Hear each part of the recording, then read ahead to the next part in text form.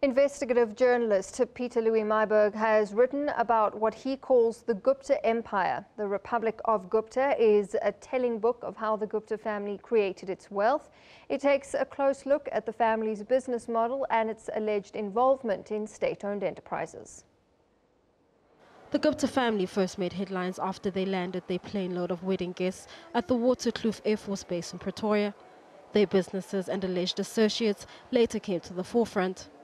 The Public Protector's State of Capture report led to further scrutiny of the family and their companies.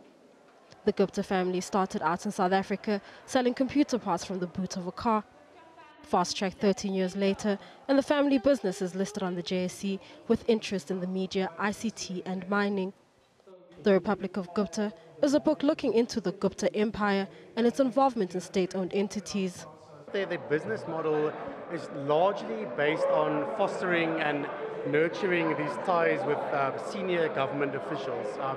If you look at what has transpired in the last couple of years at the major state-owned companies and at some of the sort of government entities from which they derive these benefits, you can come to no other conclusion that the business model is largely one founded on maintaining ties with government.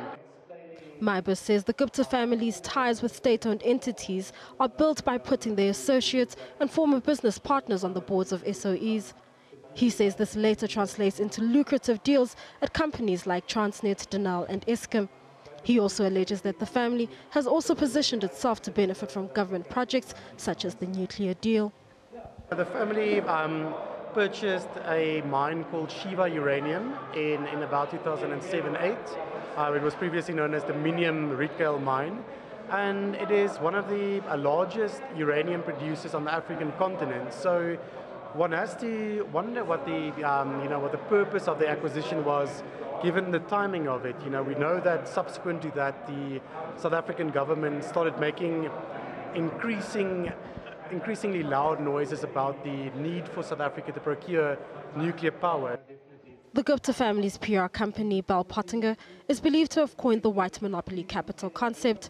Myburgh notes that conversations around white monopoly capital have peaked during periods when the Gupta family was under the most fire from civil society movements. The Guptas seem to be telling us that the real perpetrators of state capture are these people who maintain these white monopoly capital ties, and I think it does not take away from the fact that they probably do bring about a very important point that we should consider.